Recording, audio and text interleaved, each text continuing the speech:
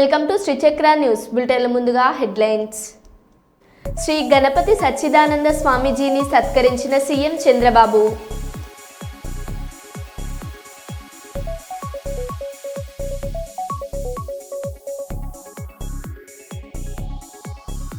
నర్సారావుపేటలో private school టీచర్పై police complaint.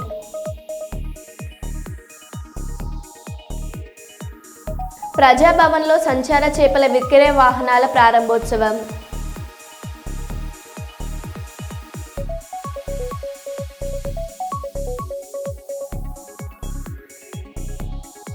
విశాఖలో navy day విన్యాసాలు.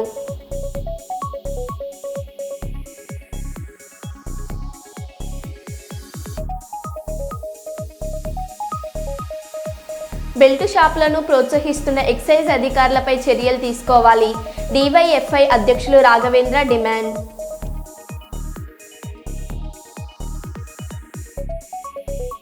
ఇక వివరాల్లోకి వెళ్తే, కర్నూలు జిల్లాలో బాణవాసి బాలికల గురుకుల కళాశాల విద్యార్థులను లైంగికంగా వేధిస్తున్న పురుష అధ్యాపకులపై తక్షణమే కేసులు నమోదు చేసి విద్యార్థులకు ధైర్యం కల్పించాలని సిఎస్ విజయనందన్ గారికి ఐఎస్ఎఫ్ నాయకులు కలిసి వినతి పత్రం అందజేశారు. ఈ సందర్భంగా విద్యా జిల్లా కార్యదర్శి అలివేలమ్మ, ఎస్ఎఫ్ఐ జిల్లా కార్యదర్శి అబ్దుల్ మాట్లాడుతూ, ఎమ్మిగనూరు మండలం బాణవాసి గ్రామంలోని ఆంధ్రప్రదేశ్ గురుకుల కళాశాల బాలికలలో ఇంటర్మీడియట్ చదువుతున్నటువంటి విద్యార్థుల పట్ల పురుష అధ్యాపకులైన మద్దిలేటి గ్రంథాలయంలో విద్యార్థుల పుస్తకాలు చదవడానికి వెళ్ళినప్పుడు వారితో అసభ్యంగా ప్రవర్తిస్తూ ఎక్కడ పడితే అక్కడ తాకడం చేస్తున్నట్టు, కొన్ని సందర్భాలలో English lecturer Sunitha, PD madam Sukanya sir వల్ల పిలిస్తే ఎందుకు మీరు వెళ్ళడం లేదంటూ విద్యార్థులను ఇబ్బంది గురి చేయడం జరుగుతుందని మా దృష్టికి తీసుకువచ్చారు. కాబట్టి వీరందరినీ తక్షణమే విధుల నుంచి తొలగించి విద్యార్థులకు రక్షణ కల్పిస్తూ బయట ఉన్నటువంటి నారాయణ స్వామి, రమణ, శ్రీధర్, సుజాత, సుకన్యలతో పాటు ఇంకా విద్యార్థులకు ఇబ్బంది గురి చేసిన అధ్యాపకులపై కూడా ఫోక్స్ చట్టం కింద కేసు నమోదు చేసి విద్యార్థులకు రక్షణ కల్పించాలని కోరడం జరిగింది. అదేవిధంగా అక్కడ ఉన్నటువంటి సీసీ కెమెరాలు 24 గంటలు పనిచేసేలాగా చేయాలని, అక్కడ ఇప్పుడు ఉన్న ఫ్యాక్టరీని తీసేసి కొత్త ఫ్యాకల్టీని నియమించాలని కోరడం జరిగింది.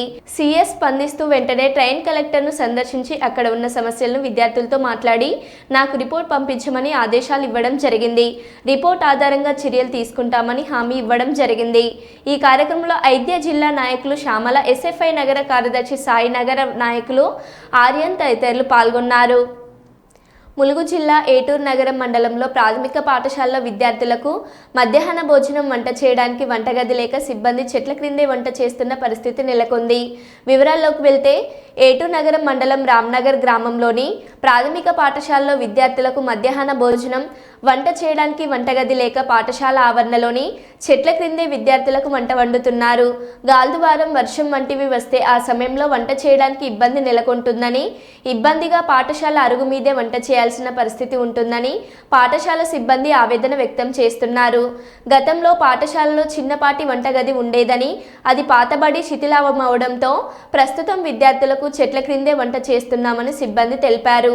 ఇదిలా ఉండగా కొంతమంది గుర్తు తెలియని వ్యక్తులు పాఠశాల వెనుక వైపు రోజు సాయంత్రం సమయంలో మద్యం సేవించి సీసాలను పాఠశాల చుట్టూ పడేస్తున్నారని, వారిపై చర్యలు తీసుకోవాలని పాఠశాల ఉపాధ్యాయులను కోరుకుంటున్నారు.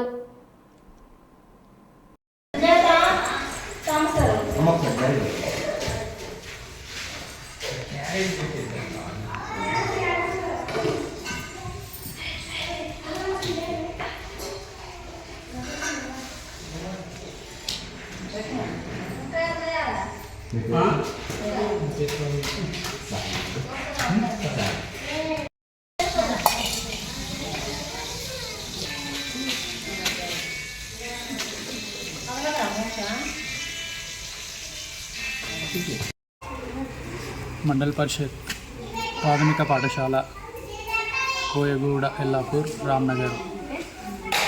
నేను ఇక్కడ స్కూల్లో హెచ్ఎంనండి.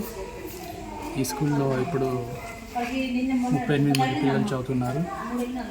ఈ స్కూల్కి పిల్లలకి మధ్యాహ్న భోజనం తయారు చేయడానికి, పెట్టడానికి కిచెన్ షెడ్ లేదు. ఇది చాలా ఇబ్బందిగా ఉంది. చెట్ల కిందనే వాళ్ళు వంట చేస్తున్నారు. వర్షం వస్తే మాత్రం వంట చేయలేని పరిస్థితి. దీన్ని ఎలాగైనా కూడా సాల్వ్ చేయాలని కోరుకుంటున్నాను. మీ పేరు సార్? అది ఒకవైపు గుంతలు పడ్డ రోడ్డు, మరోవైపు చెత్త దిబ్బలు. ఆ చెత్త దిబ్బలను తగలబెట్టడంతో ఆ రోడ్డుపై నడవలేక దుర్వాసనతో అనారోగ్యాలకు గురవుతున్న స్పందించడం లేదంటున్న కొత్త బస్టాండ్ సీతారామనగర్ ప్రాంతం కాలనీ ప్రతినిధులు S Srinivasarao, Y Lakshmaiah, A Udayaraju, T Sangiyuddin ఆగ్రహం వ్యక్తం చేశారు. సీతారామనగర్ వ్యవసాయ మార్కెట్ యార్డ్ మీదుగా కొత్త బస్టాండ్ వెళ్లే రోడ్డులో ఈరోజు ఉదయం పట్టణ పౌర సంక్షేమ సంఘం ప్రతినిధి బృందంతో కలిసి స్థానికులు పర్యటించారు. ఈ సందర్భంగా వారు మాట్లాడుతూ రోడ్లపై చెత్త దిబ్బలను తగలబెట్టుతున్నందున దుర్వాసన, పొగ వల్ల అనారోగ్యానికి గురవుతున్నామని ఆవేదన వ్యక్తం చేశారు. వెంటనే నగరపాలక సంస్థ అధికారులు స్పందించి చెత్తను ఎప్పటికప్పుడు తొలగించాలని కోరారు. పట్టణ పౌర సంక్షేమ సంఘం నాయకులు ఇరిగినేని పుల్లారెడ్డి, ఏ వెంకటేశ్వర్లు మాట్లాడుతూ గతేడాది ఫిబ్రవరిలో 60 లక్షలతో సిమెంట్ రోడ్డు వేసేందుకు రోడ్డును తవ్వి వదిలేశారని, ఆ 60 లక్షలు ఏమయ్యాయని ప్రశ్నించారు.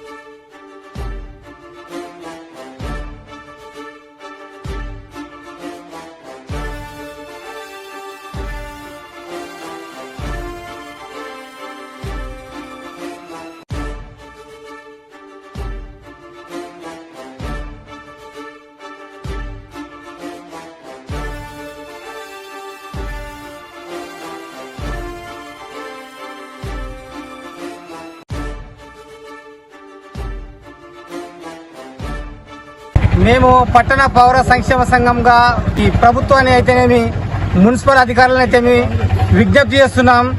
మార్కెట్ యార్డు ఎస్ఎఫ్ క్యాంప్ మధ్యలో ఒక 30-40 అడుగుల రోడ్డు ఉంది. ఆ రోడ్లో చెత్త చెదారం అంతా పేరుకపోయింది. వీళ్ళని కార్మికులు పంపిస్తారు కానీ వాళ్ళు ఊడుస్తారు, అక్కడే వేసి అంటి పెడుతున్నారు. ఆ అంటి పెట్టడం వల్ల పొల్యూషన్ అంతా పెరిగిపోయి ఈ సీతారామనగర్ అయితేనేమి ఎస్ఎఫ్ క్యాంప్ అయితేనేమి ఈ ఏరియా మొత్తం పొగ అంతా నిండుకపోతుంది. దానివల్ల ఇక్కడ ఉన్న ప్రజలకి ఆరోగ్యం చాలా దెబ్బతింటుంది. అదే కాకుండా ఈ టర్నింగ్ లో పెద్ద ట్రాన్స్ఫర్ ఉంది సెంటర్ లో. ఆ ట్రాన్స్ఫర్ ని సైడ్ వేసి పిల్లర్ వేసి సైడ్ కి హైట్ లో నిలబెడితే ఈ ప్రాంత వాసులకు సేఫ్ గా ఉంటది. తక్షణమే ఈ మున్సిపల్ కమిషనర్ గారు దీని గురించి ఆలోచించి చర్యలు తీసుకోవాల్సిందిగా మేము పట్టణ పౌర సంక్షేమ సంఘంగా డిమాండ్ చేస్తున్నాం. కర్నూలు నగరపాలక సంస్థ అధికారులు పన్నులు వసూలు చేయడమే తప్ప ప్రజల ఇబ్బందుల గురించి ఏమాత్రం పట్టించుకోవడం లేదు. బస్సులు తీసుకుని తిరగాలంటే కూడా రన్నింగ్ కావాలంటే చాలా ఇబ్బంది ఉంది. ఆ ఇబ్బంది వలన ట్రాన్స్ఫర్ సైకిల్ పెట్టవలసింది కోరుతున్నాము. ఈడంతా చెత్త వేసి కాల్చడము, అంతా గలీజ్ చేయడము. ఈడ ట్రాన్స్ఫారం ఉంది, బండ్లు తిరిగే కాడ యాక్సిడెంట్లు జరుగుతాయి. ఈ మున్సిపాలిటీ అధికారులు కానీ కరెంట్ ఆఫీస్ వాళ్ళు కానీ పట్టించుకోవడం లేదు. మాకు ట్రాన్స్ఫార్మర్ ప్రాబ్లమ్స్ ఉంది సార్ కొంచెం ఎక్కువ. ఆ ట్రాన్స్ఫార్మర్ తీపిచ్చేయండి. ఈ చెత్త వచ్చి అంత కుప్పేస్తారు ఇక్కడ, వాళ్ళు అందరూ కొట్టున్నారు. ఆ పొగ అంతా వచ్చి మాకు కాలుష్యం ఎక్కువ వచ్చింది. ఆ రెండు మాకు క్లీన్ చేయండి. మున్సిపల్ కమిషనర్ గారికి మేము విన్నపించుకోవడం ఏమనగా సీతారామ నగర్ ఏరియా నుండి మాకు చాలా ఇబ్బందికరంగా కాలుష్యం అయితేనేమి, రోడ్లు అయితేనేమి, మా మధ్యలో కరెంటు స్తంభాలు అయితేనేమి చాలా ఇబ్బందికరంగా ఉంది. కాబట్టి మీరు తక్షణమే చర్య తీసుకొని మాకు తగిన న్యాయం చేకూరుస్తారని కోరుకుంటున్నాను. ఆంధ్రప్రదేశ్ రాష్ట్రంలోని గ్రామ వార్డు సచివాలయంలో పనిచేస్తున్న వాలంటీర్లను కొనసాగిస్తూ 10,000 గౌరవ వేతనం ఇస్తామని కూటమి ప్రభుత్వం ఎన్నికల మేనిఫెస్టోలో హామీ ఇచ్చారని రోజా 124 సచివాలయం వాలంటీర్లు సుమలత, రానమ్మ, రుక్సానా, నూర్జహాన్లు తెలిపారు. ఈ రోజు నగరంలోని 48వ వార్డు రోజా వీధి 124 సచివాలయంలో అడ్మిన్ లావణ్యను కలిసి వాలంటీర్లను నిధుల్లోకి తీసుకొని 10,000 గౌరవ వేతనం ఇవ్వాలని వినతి పత్రం అందజేశారు.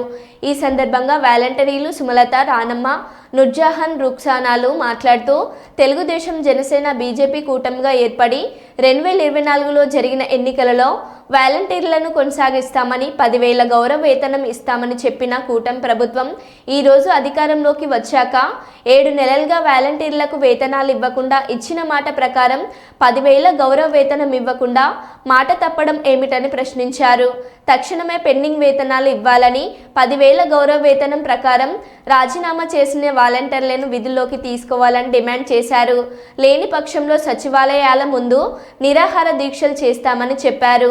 ఈ కార్యక్రమంలో వాలంటీర్ల బంధువులు మియా బాషా, శాలినియా, నాగన్న ఉన్నారు.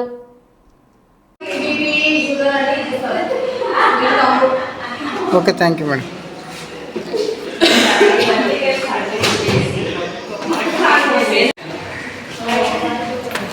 ప్రభుత్వమే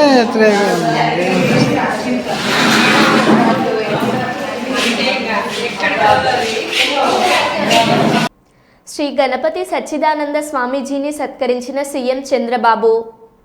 యతంతో యోగినశ్చైనం పశ్యంత్యాత్మన్యవస్థితం యతంతోప్యకృతాత్మానః నైనం పశ్యంత్యచేతసః యదాదిత్యగతం తేజః జగద్భాసయతేఖిలం యచ్చంద్రమసి యచ్చాగ్నౌ తత్తేజో విద్ధి మామకం గామావిశ్య చ భూతాని ధారయామ్యహమోజసా పుష్ణామి చౌషధీః సర్వాః सोमो भूत्वा रसात्मकः अहं वैश्वानरो भूत्वा प्राणिनां देहमाश्रितः प्राणापानसमायुक्तः पचाम्यन्नं चतुर्विधं सर्वस्य चाहं हृदि सन्निविष्टः यतन्तो योगिनश्चैनं पश्यन्त्यात्मन्यवस्थितं यतन्तोऽप्यकृतात्मानः नैनं पश्यन्त्यचेतसः यदादित्यगतं तेजः जगद्भा ఏపీలో నౌకదళ దినోత్సవం 2024 కొనసాగింపు విన్యాసాలను శనివారం విశాఖ సాగర తీరంలో నిర్వహించనున్నారు. 1971 ఇండో-పాక్ యుద్ధంలో భారత నౌకదళం పోషించిన పాత్రకు గుర్తుగా ఏటా డిసెంబర్ 4న విశాఖలో ఈ వేడుకలు నిర్వహించేవారు. గత ఏడాది ఈ కార్యక్రమాలు ఒడిశాలోని పూరిలో జరిగాయి. వాటి కొనసాగింపు వేడుకలు విశాఖలో జరగనున్నాయి. ఇటీవల జాతికి అంకితం చేసిన NIS నిర్దేశక్ మొదలైనవి సందర్శకులను అలరించనున్నాయి.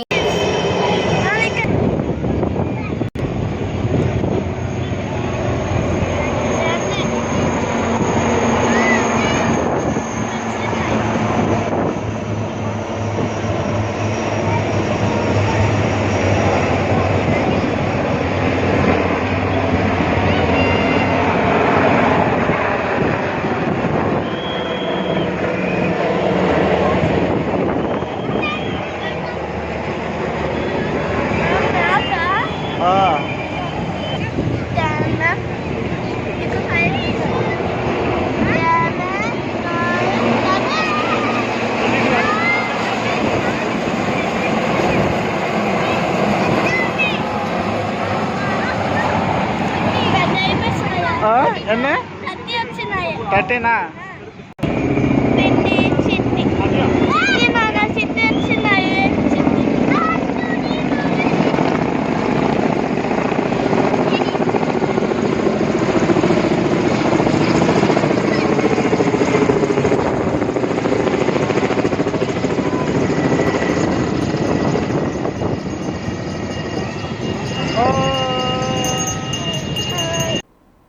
ప్రజాభవన్లో సంచార చేపల విక్రయ వాహనాల ప్రారంభోత్సవం. మొదటి విడతలలో భాగంగా 25 వాహనాలను ప్రారంభించనున్న మంత్రి Seethakka. Fisheries corporation chairman Mottu Sai Kumar.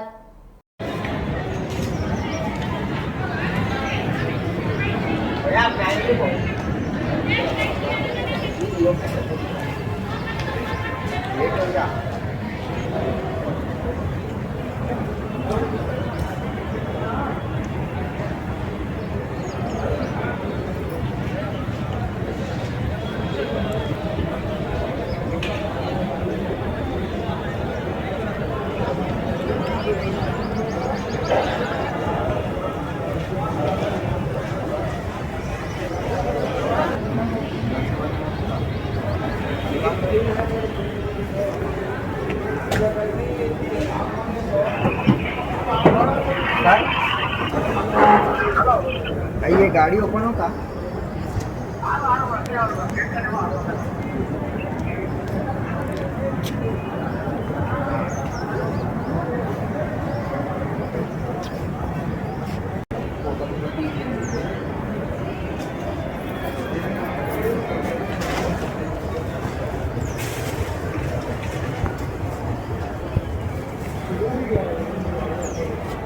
హైదరాబాద్లో 1996లో రెండవ ప్రపంచ తెలుగు సమైక్య సదస్సులో ఆనాడు ఉమ్మడి ఏపీ సీఎంగా చంద్రబాబు నాయుడు పాల్గొనడం జరిగింది. మళ్ళీ ఈ సదస్సులో ఏపీ సీఎంగా చంద్రబాబు నాయుడు పాల్గొనడం జరిగింది.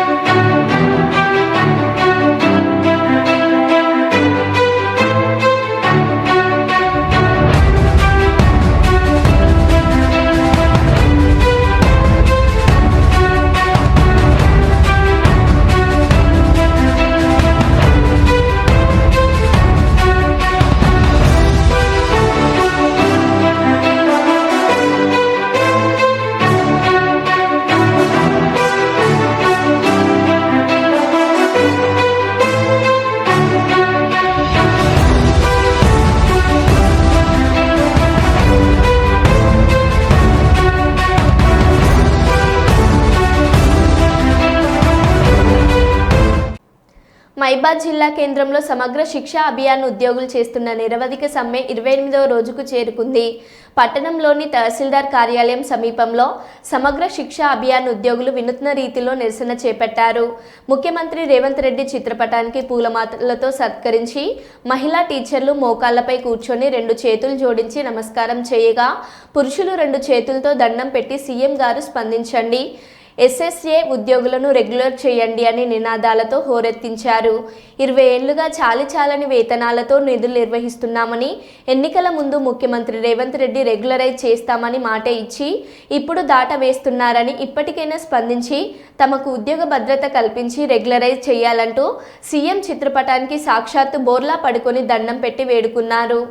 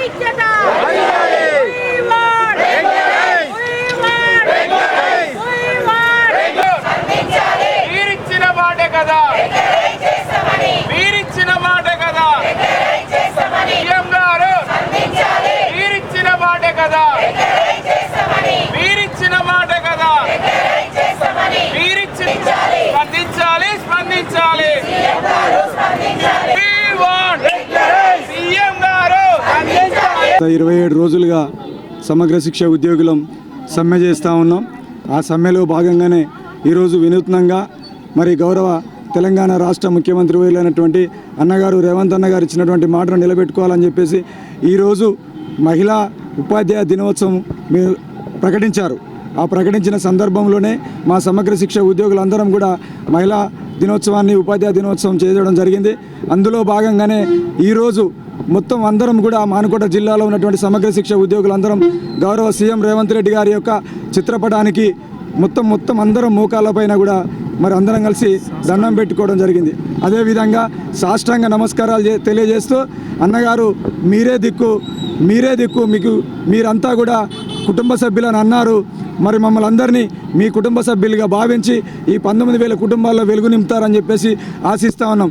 ఏ భగవంతుని కూడా మొక్కనటువంటి మేము ఈరోజు నడి రోడ్డు మీద మీ చిత్రపటాన్ని పెట్టుకొని సాష్టాంగ నమస్కారాలు తెలియజేస్తూ మీ కాళ్ళకు దండం పెట్టాం. మా 19,000 మంది కుటుంబాలని వెలుగు నింపండి, మా జీవితాలని నాశనం చేయకండి. మా వెనక ఏ రాజకీయ పక్షాలు లేవు, మేమే స్వచ్ఛందంగా మా జీవితాలని 18 ఏళ్ళుగా సమగ్ర శిక్షలో వెట్టి చాకిరీ చేశాం. మా వెనక ఎవరో ఉన్నారనుకొని మీరు ఈ విషయాన్ని తాత్సారం చేస్తున్నారని చెప్పేసి మాకు అర్థమవుతా ఉంది. దయచేసి ఈ ఆడబిడ్డలను కూడా ఆలోచించండి. 19,000 మంది ఉద్యోగస్తుల్లో 70,000 మంది మరి మహిళలే ఉన్నారు.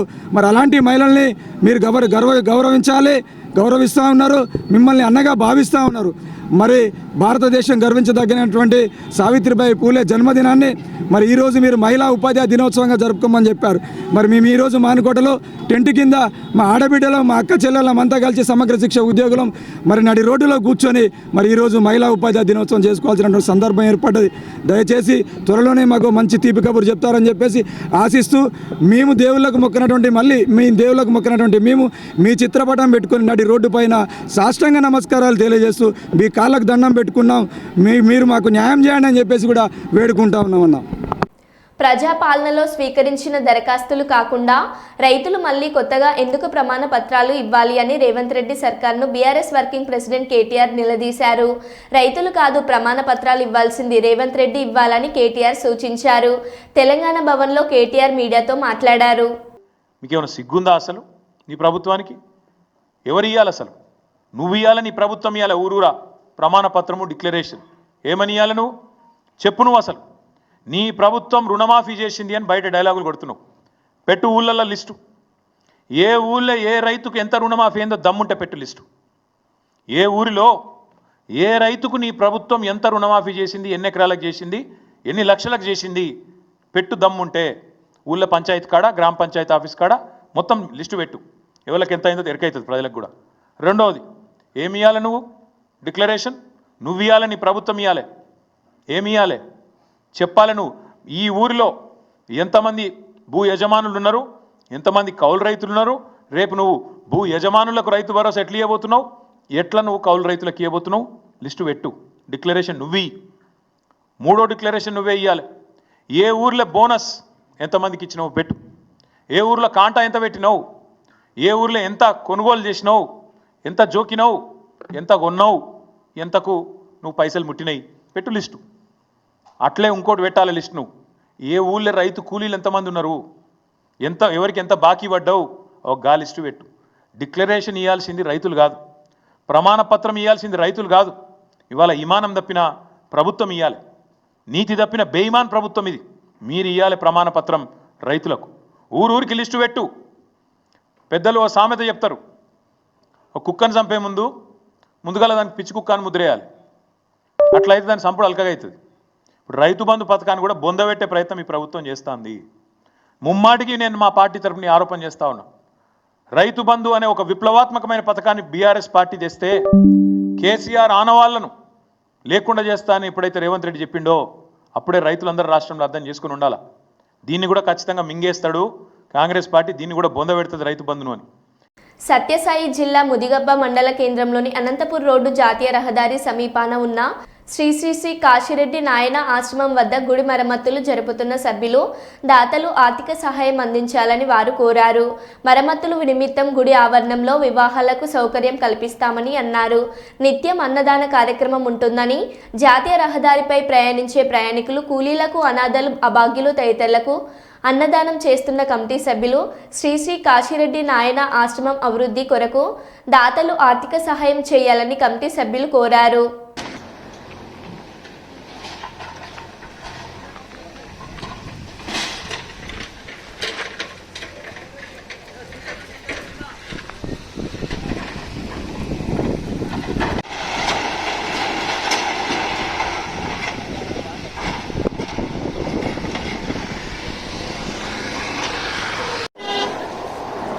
భక్తాదులకు మనవి, సత్యసాయి జిల్లా ముదిగుంపు మండల కేంద్రమైన హైవే రోడ్లో శ్రీ కాశీజ్ఞాన ఆశ్రమం నిర్మించినది.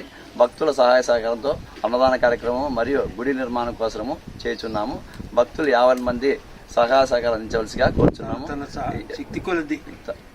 కుల మతాల అతీతంగా ప్రతి ఒక్కరు సహాయం చేస్తున్నారు. ఇంతవరకు అన్నదాన కార్యక్రమానికి మళ్ళీ భక్తులు అందరూ సహాయ సహకారం చేస్తే మేము గుడికి నిర్మాణం చేస్తున్నాము. కాబట్టి భక్తులందరూ సహకరించవలసిందిగా కోరుచున్నాము. నేను గుడి నిర్మాణం కార్యకర్తను. మన కాలనీ పక్కన భక్తుల సహాయ సహకారంతో కాశీరెడ్డి ఆశ్రమం ఇంతవరకు జరుపుతున్నాము. ఇప్పుడు గుడి నిర్మాణం కొత్తగా నిర్మిస్తున్నాము.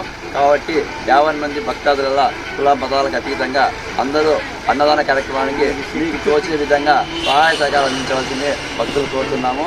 అదేవిధంగా రోజు నిత్యము అనాథలకు, ముసలి వాళ్ళకు, వృద్ధులకు అందరికీ ప్రతిరోజు అన్నదాన కార్యక్రమం చేస్తున్నాము.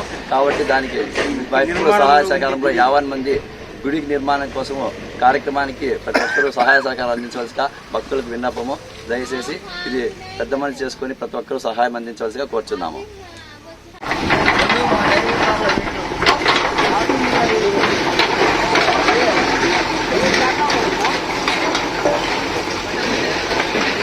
మరో బులెటిన్లో మళ్ళీ కలుద్దాం. Stay tune.